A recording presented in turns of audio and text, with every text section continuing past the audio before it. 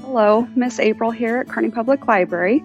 We are going to be doing an online Watercolor Wednesday course. So I'm going to show you a brief outline of what we're doing. I'll show you our supplies, just some basic steps, and these are going to be things that you can do whether you're a novice or if you've painted for a lot of years. They're kid-friendly and adult-friendly. It's just something fun you can do from home.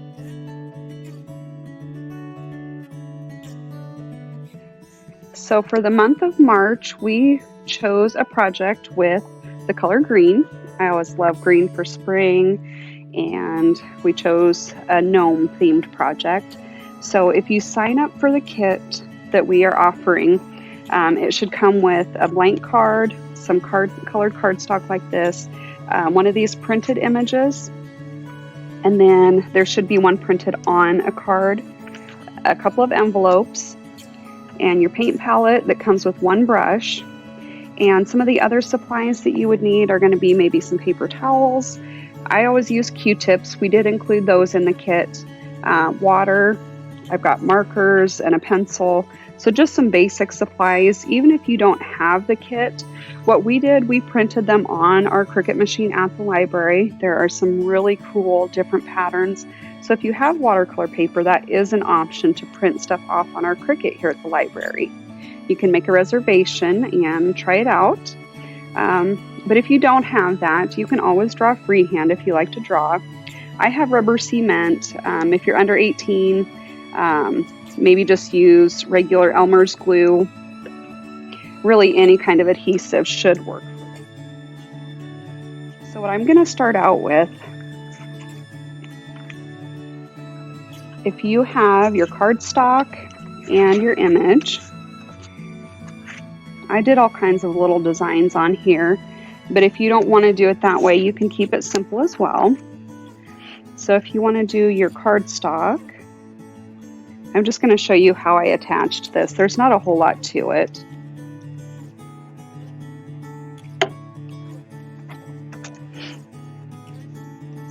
And when I apply my adhesive, I just want to make sure that it's a thin layer, and I apply it to the watercolor paper since it's heavier, just so it doesn't bleed through too much on that cardstock. Cardstock is pretty sturdy, but just in case. Get that lined up. And I'm just using one card as my example to show you guys how to do it, but you'll actually have two in your kit.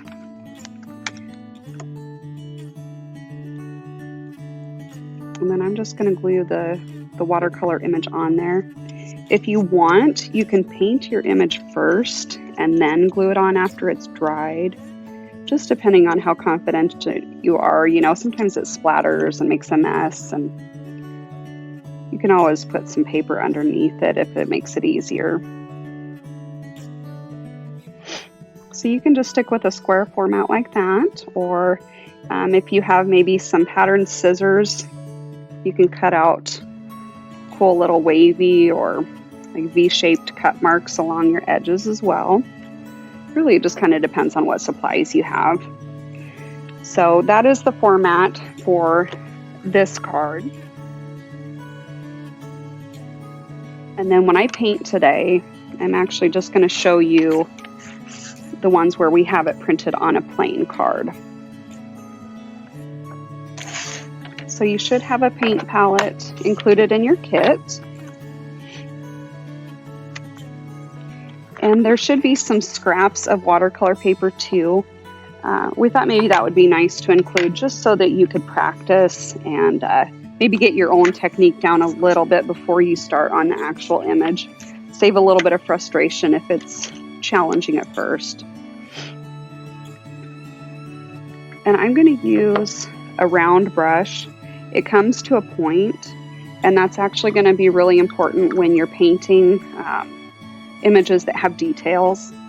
And if you take care of your brushes, they can last a really long time.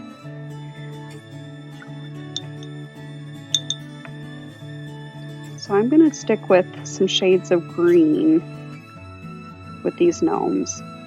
And when I'm putting my paint on here, I'm really making sure that I'm getting the paint and the water on the tip of my brush. And here's what I'm talking about when I say that it can make a mess. But your Q-tips, if you get too much water, too much paint pooling in a spot, you can actually just use that Q-tip to soak it up and to even blot it to give it kind of a textured look to your artwork. So that's just a handy tool to make sure that if you really saturate your image too much, you can go in and correct it. You can also practice your brush strokes on there too.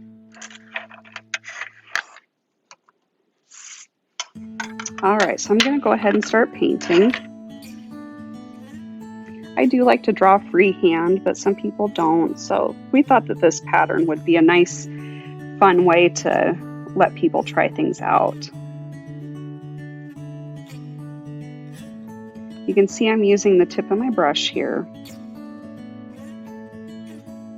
And where this is a printed on image, if you're getting it a little bit too saturated with water and paint, you might notice that the image bleeds just a little bit.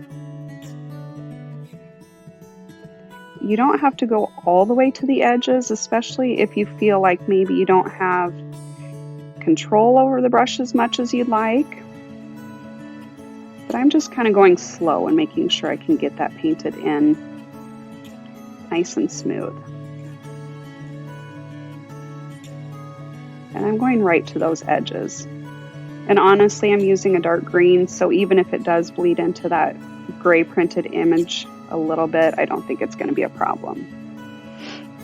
And I like the way the Q-tips can give you different value on what you're painting. So I'm actually just going to use that to give it kind of a nice texture.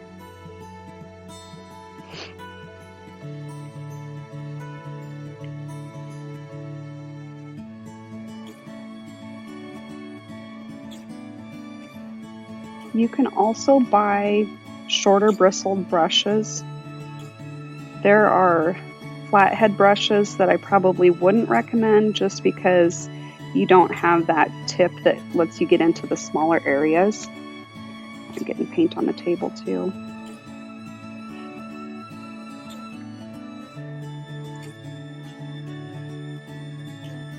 And you can really take your time with this so that you can get your details the way you want it.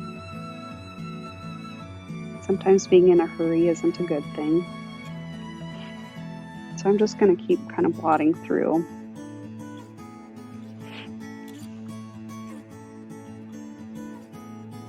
And if you want to leave areas white, you can do that as well. I know some of these little polka dot images up above might be a little bit harder to paint through.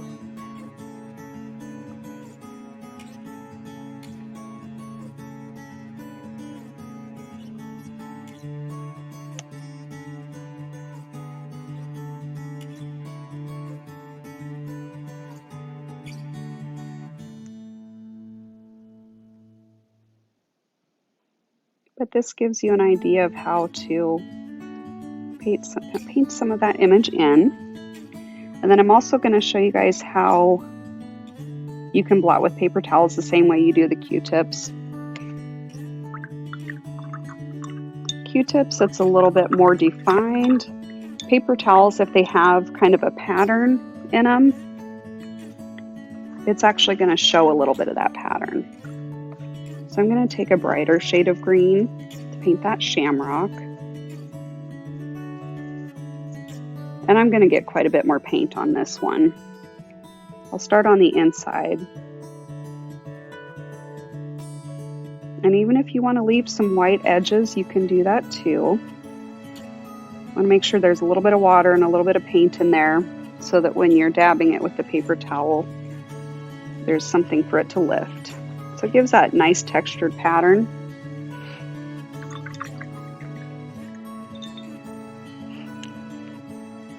And then if you like, I'm going to take an even lighter shade of green.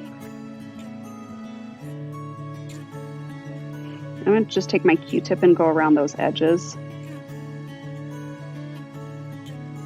And you can see some of that ink is bleeding into it. That's fine. I just figure it kind of gives it that watercolor look to it when your colors kind of bleed into each other.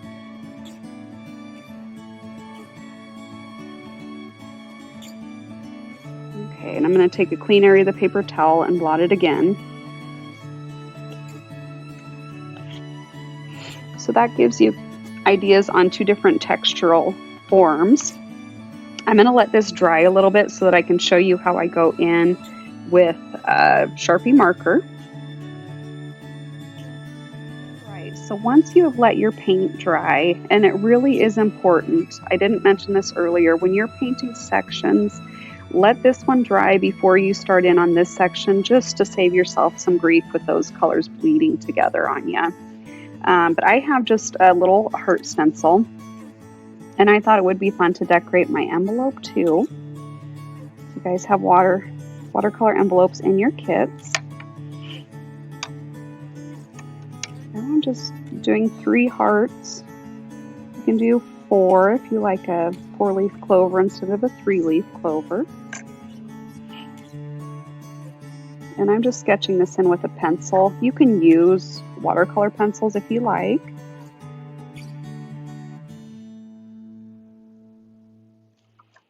Okay. And again, you can use Q-tips or you can use your paintbrush, depending on what you feel comfortable with. And I'm just kind of playing around with all my different shades of green in here today. Get kind of an olive green.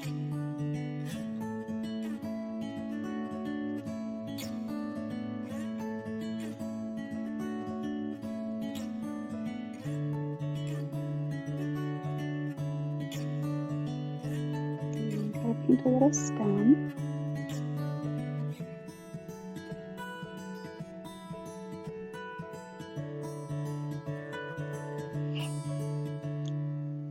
And then I'm going to take another Q-tip. I'm just going to go right up to those edges. You can even rub a little bit to spread your color out.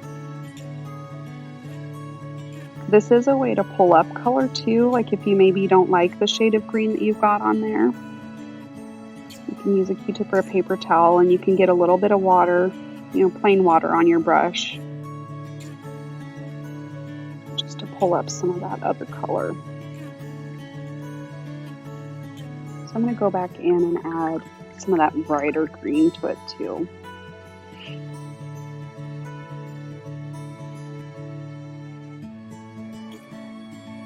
And you're going to see this is going to pick up a lot of the color. It's going to kind of bleed to the edges since I had water on the palette too. And maybe you want your edges to be a little bit soft and blurry. Play around and see what you like. On your envelope, if you're worried about the color bleeding through the envelope, you can actually stick a piece of paper or maybe some of your watercolor scrap paper underneath it so that it can catch some of that until it completely dries. I'm going to blow out my colors a little bit again here. I think I like that bright green a little bit better than the olive green.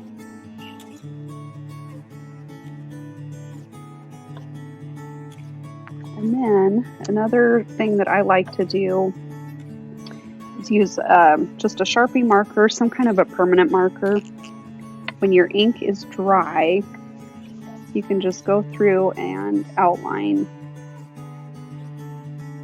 And I like to do that just to kind of sharpen up my edges. And then, like I said, if some of that color is bleeding through, if you don't like the way that shows, you can kind of just go over it.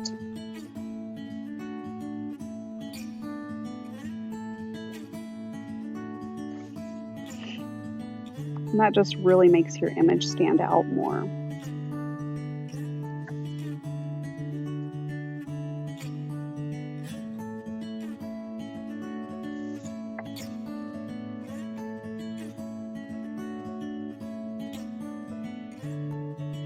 Alright, so really that is the final step once you've got your outline, if you choose to do so.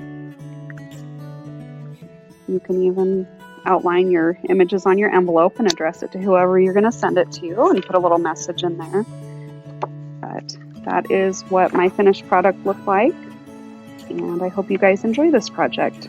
Thanks for watching.